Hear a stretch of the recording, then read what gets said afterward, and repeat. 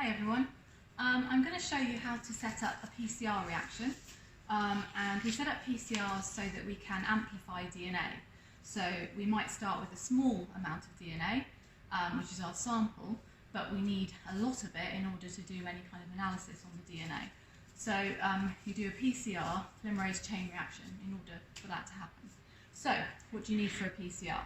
So you need a forward primer, a reverse primer, some template DNA, the DNA that you want to amplify, some water, and something called a master mix, which just has the right sort of buffers in it to make sure that the reaction has the right conditions. So I've got all those tubes set up already here. So if you have a look, I've labelled them. So we've got my forward, reverse, my DNA, my master mix, and my water. Okay, and then what I'm going to do is I'm going to make up enough in this tube. I'm going to put them all together in this tube to make enough for all the reactions that I need to run on the PCR machine, which today is going to be 8. Okay, so these are my 8 tubes. We're going to have 8 different reactions in these tiny little tubes here. Okay, if I'm going to make enough for 8 reaction tubes, it's better to make excess because that allows for any sort of you don't want to make up exactly what you need because you might end up running out. So I've worked out what I need already. So I'm going to use the Gilson pipettes here so that I can get a really accurate quantity into my tubes. So first into my reaction mixture is the fusion master mix, which is here, and I need 125 microliters of this. So I'm going to choose this pipette here.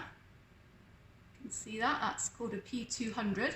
So that means the maximum amount this can go up to is 200 microliters. So I'm going to set it at 125 microliters. Okay, that's there. And then I'm going to pipette that into my master mix.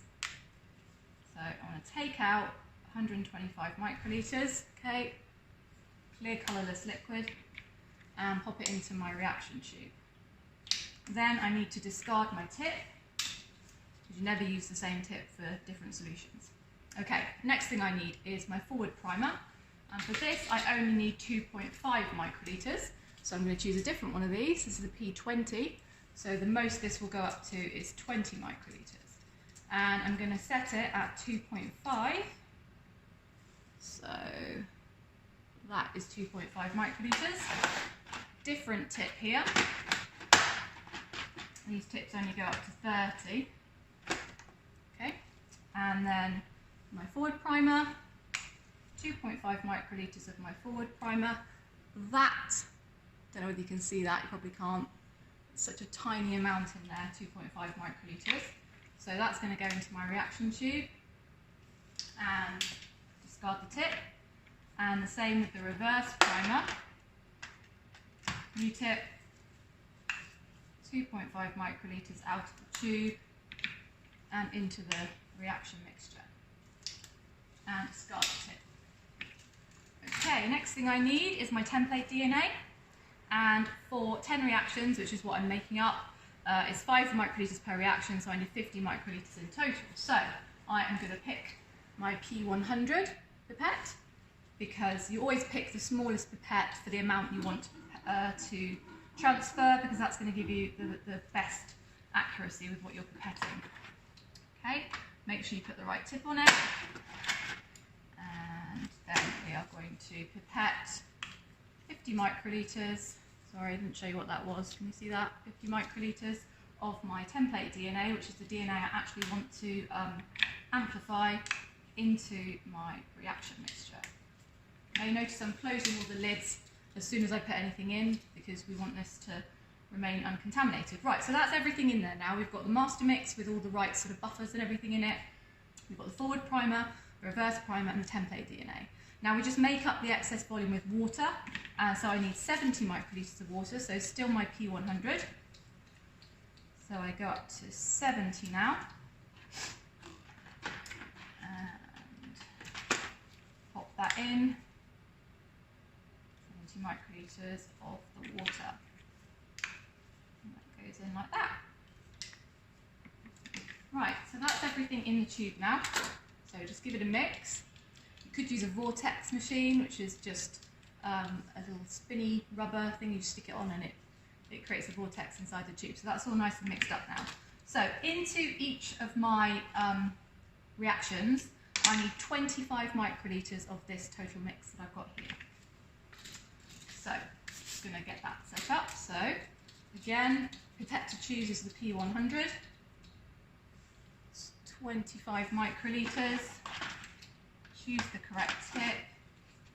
Notice again, I'm not putting anything down either. I'm just holding everything. Right, so here is my reaction mix.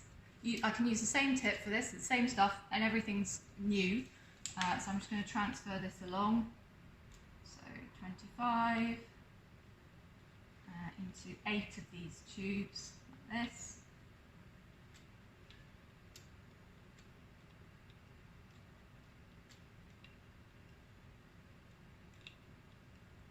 Go.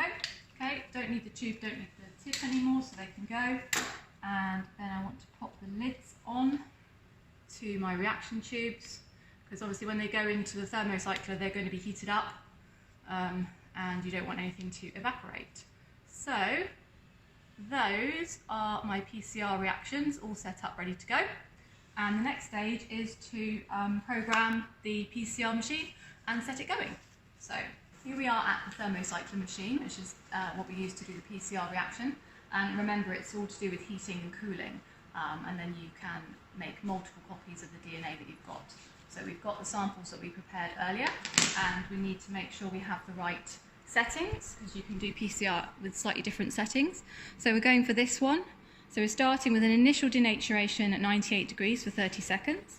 Then we're going into the cycles, and each cycle will have a denaturing step, an annealing step, an extension step. And within the cycle, it's going to be the denaturing at 98 for 20 seconds, annealing at 67 for 20 seconds, and extension at 72 for 45 seconds. That cycle is going to repeat 15 times, and then there'll be a final extension step at 72 degrees for 5 minutes, and then it will hold at 4 degrees just in case I can't use it straight away, so it's all stable. Okay, so we need to place the samples in. Show you inside. Actually, you can see it from there, can't you?